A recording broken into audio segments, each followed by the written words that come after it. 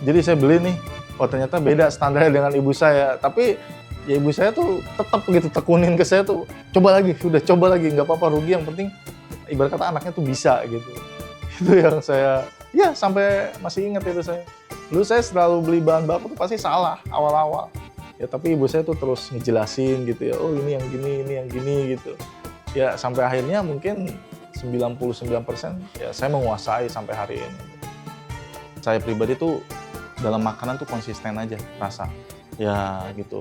Karena branding kita tuh dirasa. Itu brandingnya tuh dirasa. Gitu orang tuh ibarat apa ya? Sebagai penerus tuh orang tuh nggak lihat siapa yang bikinnya, tapi orang tuh yang dilihat tuh rasanya. Semacam kita lah waktu kecil kita suka ciki tertentu merek A. Dari kita kecil sampai sekarang itu ciki A kan tetap masih ada, eksis. Nah yang kita lihat kan rasanya, bukan ini yang buatnya siapa, enggak kayak gitu.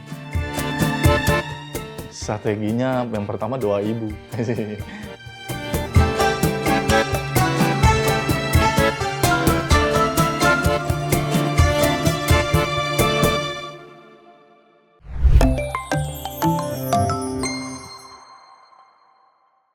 Ini tempat produksi dodol tenjo Boga Rasa atau dodol Haji Suhaisi gitu. Nah kalau kita lihat nih banyak Ya. tungku-tungku nih mas, Ya. apa aja sih?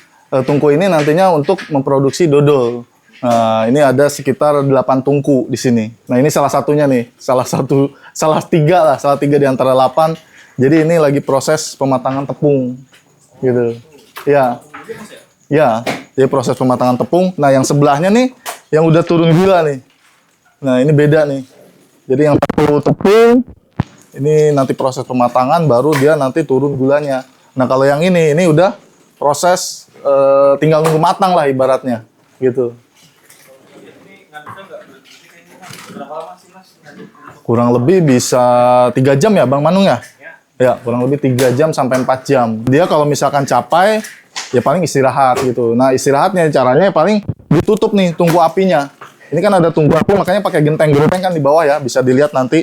Itu nanti kalau misalkan abang-abang ini mau istirahat, itu bisa ditutup dulu.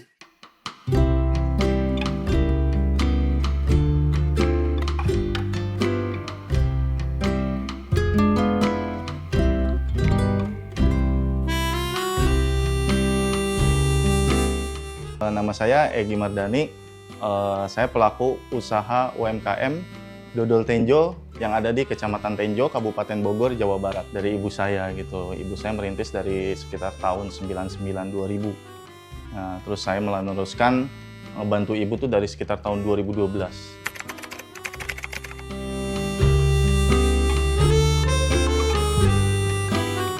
Kalau modal dulu mungkin sekitar 5-20 juta lah, anggaplah segitu. Kalau omset kurang-kurang per hari antara 3-5 lah, itu standarnya ya, 3-5 juta.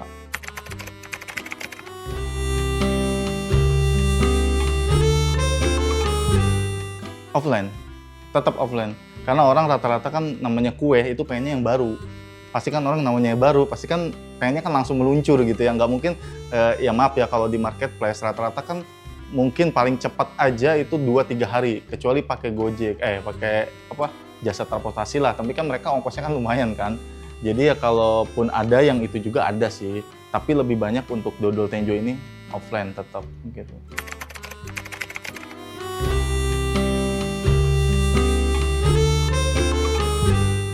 Awalnya waktu ibu merintis itu ke toko-toko tetap awalnya dulu sekitar tahun 2000-an ya. Tapi alhamdulillah semakin dikenal dan daerah Tenjo juga aksesnya semakin mudah ya, mulai dari jalan yang mulai diperbaiki, terus akses komuter lain ya, kereta listrik tuh sampai sini ya kebanyakan sekarang orang tuh datang langsung ke sini gitu. Jadi udah beberapa tahun terakhir tuh ya kita fokusnya tuh di sini. Jadi ibaratnya kalau kamu pengen dodol Tenjo ya datang ke Tenjo gitu. Itu ibaratnya tuh kayak gitu. Di sini juga kan kita bisa lihat langsung produksinya gitu. Itu yang mungkin salah satu uniknya ya. Terus nih mas, apa yang membedakan dodol ini dengan usaha dodol jenis lainnya? Kalau itu nanti saya tanya balik Mas yang udah pernah nyobain. Menurut Mas gimana? Udah nyobain kan tadi? Ya gimana? Nah itu dia. Soalnya kalau saya yang jelasin kan belum nyobain kan bingung juga ya ngejelasin ke Masnya yang nonton lah. Tapi kalau udah langsung nyobain kan, oh begini ya sip. Berarti kayak gitu rasanya.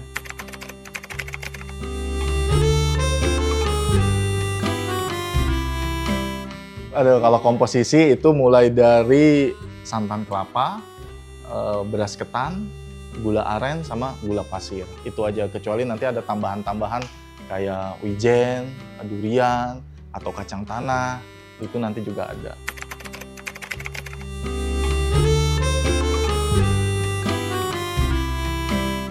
Saya bisa ngebuat dodol konsisten sama mungkin seperti ibu saya tuh kurang lebih itu 8 tahun, Bu. Jadi saya belajar, dulu tuh awal-awal tahun pertama ya kalau saya cerita, ibu saya bilang, "Gi, ini dodolnya gini." Saya tuh kadang nggak nyambung gitu. Maksudnya apa sih? Tapi sekarang berjalannya waktu tuh, oh ini maksudnya yang dibilang ibu saya, oh gini. Jadi ya intinya kita punya standar gitu. Jadi kita tahu dulu kuncinya. Jadi kita udah tahu kuncinya ya sebenarnya tanpa kita kita udah tahu, ngelihat aja nih ya karena udah kesehariannya. Kita ngelihat aja, oh iya kayak gitu, udah tahu gitu. Jadi intinya kembali lagi ke semacam ya kita punya standarisasi tentang produksinya, tentang bahan bakunya kita ada. Boga rasa tuh ada. Saya pribadi tuh dalam makanan tuh konsisten aja rasa. Ya gitu. Karena branding kita tuh dirasa. Itu brandingnya tuh dirasa. Gitu. Orang tuh ibarat apa ya, sebagai penerus tuh orang tuh nggak lihat siapa yang bikinnya, tapi orang tuh yang dilihat tuh rasanya. Semacam kita lah waktu kecil kita suka ciki tertentu merek A. Dari kita kecil sampai sekarang itu ciki A kan tetap masih ada, eksis. Nah yang kita lihat kan rasanya, bukan ini yang buatnya siapa. Sekarang sih hampir semua varian laris. Mulai dari original, wijen itu dibagi ada 2 ya. Ada wijen yang diaduk, wijen yang di luar, karamel, sama durian satu lagi gitu. Harga mulai dari 45.000 sampai 60 sampai 70.000 gitu. Per kilo ya hitungannya. Satuan pun bisa, satuan itu dihitung dari 200 gram, 250 gram, sama 500 gram.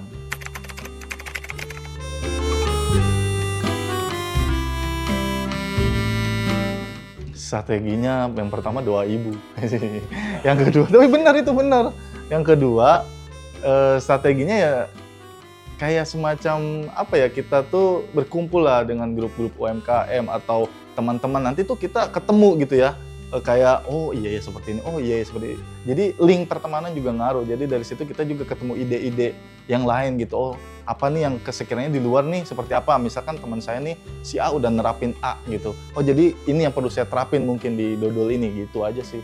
Jadi pertemanan juga pengaruh untuk inovasi-inovasi ke depan gitu. Tapi ada open reseller juga? Itu ada. Tapi yang jelas open reseller tuh kita mau reseller banyak atau dikit tuh tetap kita layani gitu. Jadi intinya kamu datang beli, ya mau jual di luar berapapun kita nggak ada masalah gitu. Yang jelas harga di sini tuh ya segini. Mas datang, milih, beli, ya jual. Simpelnya gitu ya. Jadi karena kita punya standar, maksudnya biar rasa tuh alhamdulillah dari dulu kan sampai sekarang ya gitu-gitu ya, karena kita itu tadi nerapin punya standar, mulai dari standar bahan baku, standar takaran, ya standar kematangan mungkin itu aja. Kita ada standarnya gitu. Masih mas langsung berarti? Iya betul, kalau mungkin dulu zamannya ibu ya ibu, sekarang saya, makanya nggak kita lepas gitu, tetap kita kontrol sampai matang. Kita kontrol, kembali ke tadi konsisten. Iya betul. Jadi orang siapapun suatu saat mungkin penerusnya siapapun konsisten rasa. Karena yang orang tahu ya rasanya itu yang selalu terkenang. Mungkin tadi pun beberapa teman di sini ada yang sekali gigit tuh langsung kayak wah gua aja kayak jatuh cinta lah ibaratnya, kok ini beda gitu ya.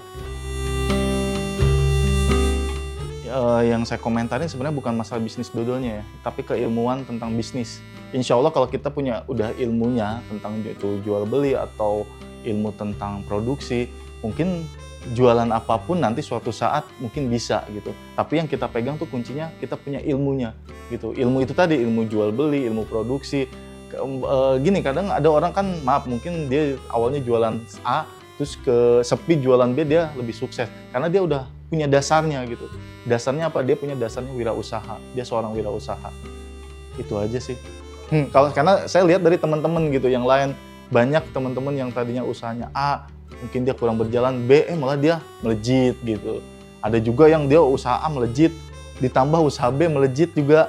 Ya karena dia udah punya megang ilmunya gitu, dia megang kuncinya. Jadi kembali lagi ke kuncinya itu, yang penting kita punya ilmunya gitu. Dalam arti ya ilmunya kayak giat, terus apa sih sebenarnya gigih gitu. Pokoknya ya ada ilmunya deh gitu.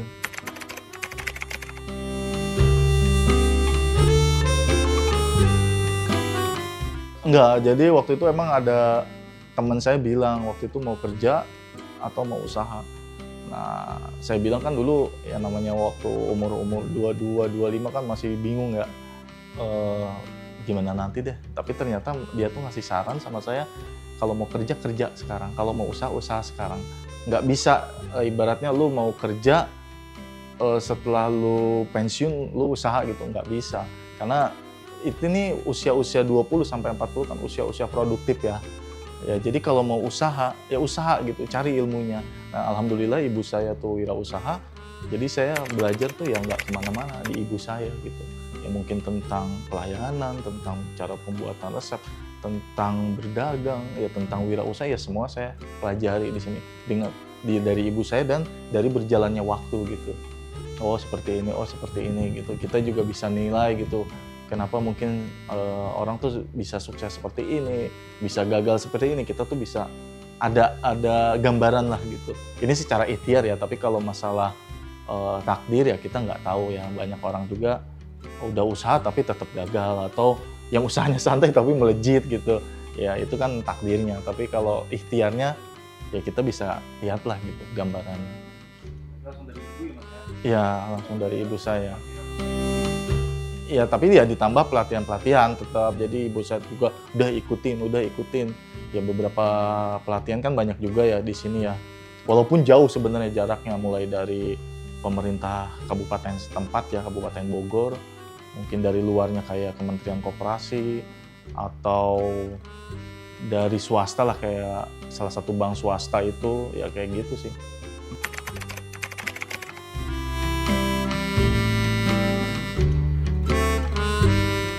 Kalau lelakinya kurang lebih ada 8. Tapi itu bisa nambah kalau hari-hari tertentu ya, kayak bulan puasa, Ramadan. Karena kan beberapa di sini kan ada pedagang hari-harian ya. Jadi kalau mereka tuh bulan Ramadan tuh kan nggak jualan. Akhirnya mereka tuh langganan ke sini gitu untuk kerja. Itu ada, jadi kurang lebih ada 12 lah. Tapi kalau untuk hari biasa gini ada 8. Untuk karyawan perempuannya ya kurang lebih ada 15 lebih lah. 16 lah. 16. Nah ini nih proses yang sekarang lagi proses nih, packaging golong gitu. Perwajan, hitungannya kayak borongan gitu. Ya kurang lebih, misalkan anggaplah perwajan itu misal 60 atau 70 ribu gitu. Nanti tergantung tuh mereka berapa orang yang ngerjain gitu. Jadi misalkan yang ngerjain 3 orang ya tinggal dibagi 3 orang perwajan itu gitu. Ada yang langsung dibayar, ada yang minta mingguan gitu. Sebenarnya kalau dihitung-hitung, saya hitung ya hitungannya sudah masuk UMR Kabupaten Bogor. Ya cuma bedanya mereka tuh malah lebih enak karena kerjanya cuma setengah hari. Iya kan mereka kan kerja kayak yang lelaki yang produksi itu kerja, mereka datang kadang jam 8 atau jam 7 paling pagi. Itu jam 1 udah selesai. Atau sebaliknya nih yang ibu-ibu itu datang jam 1, itu nanti jam 4 atau paling lama jam 5 udah selesai. Iya ternyata tetangga, lebih banyaknya mungkin 80-90% tetangga. Kalau bahasa ini ya kadang tetangga juga kan ada beberapa yang mereka ya daripada mungkin berpikir daripada kerja di jauh, walaupun oke mungkin gajinya lebih besar ya, tapi kan mereka kehitung ongkos pulang pergi belum makannya di sana. Jadi ya di sini dihitung-hitung ya mungkin lebih baik di sini gitu. Dan kita pun ya namanya di sini ada yang mau kerja, kenapa harus dijauh dulu gitu. Jadi kita ambil yang dekat dulu gitu. Kecuali emang di sini udah nggak ada, mungkin bisa aja ngambil di luar, atau di luar nggak ada, ya bisa aja kita pakai mesin. Sedangkan pakai mesin itu bisa mengurangi tenaga kerja, karena satu mesin bisa dipegang satu orang bisa megang 3 mesin gitu kan. Tapi kan kalau ini kan masing-masing satu tetap. Masih manual semua tadi ya. Ya, tapi emang kayaknya gitu, emang belum nyoba. Soal standar untuk itu tadi, untuk bikin kenyal apa kayaknya tetap pakai yang manual dibandingkan pakai mesin.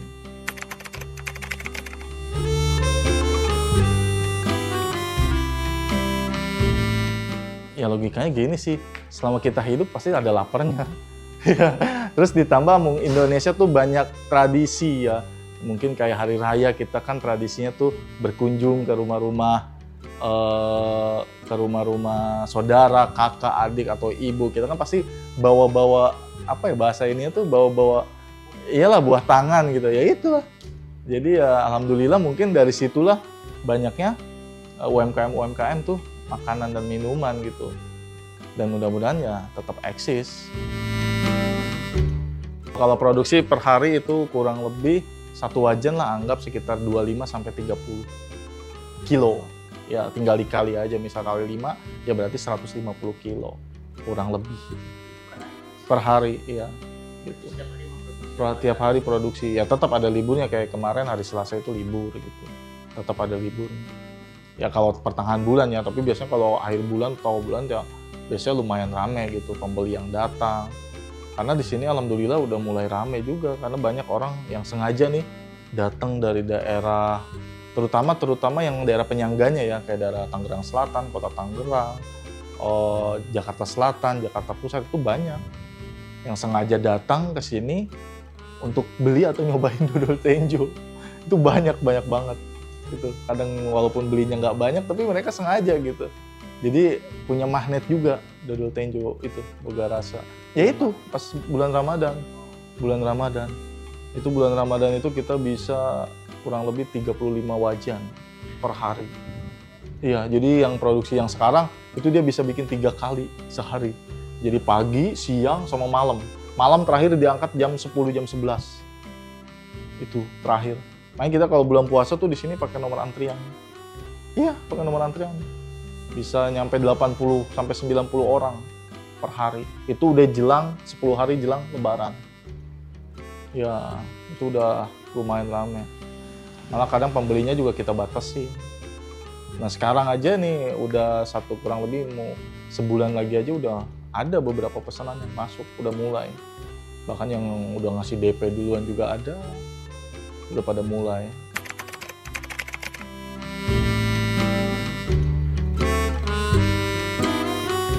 Ya ada, ya itu kalau kita nggak fokus, itu aja yang saya rasain. Emang harus fokus, ya kayak makanya saya tadi ya kayak saya bolak-balik gitu. Ya karena kalau kita nggak fokus tuh ya itu tadi, mungkin dodol tuh ketuaan gitu, kalau atau angus, karena dodol juga bisa angus, pernah. Jadi saya beli nih, oh ternyata beda standarnya dengan ibu saya, tapi ya ibu saya tuh tetap gitu tekunin ke saya tuh, coba lagi, nggak apa-apa rugi, yang penting ibarat kata anaknya tuh bisa gitu. Itu yang saya, ya sampai masih ingat itu saya. Dulu saya selalu beli bahan baku tuh pasti salah awal-awal. Ya tapi ibu saya tuh terus ngejelasin gitu ya, oh ini yang gini gitu.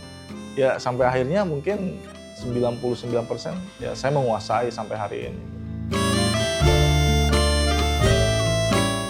Ya kuncinya yang pertama tetap sabar dulu sih. Sabar terus konsisten. Ketiga, kita tetap harus ikhtiarnya cari ilmu, tetap itu yang menentukan lah. Konsistennya dalam arti ya mau belajar, intinya itu. Terus banyak bergaul, itu juga ngaruh. Link pertemanan itu ngaruh. Kalau tipsnya ya itu aja sih dari saya gitu, nggak banyak. Tapi yang jelas itu tadi konsisten.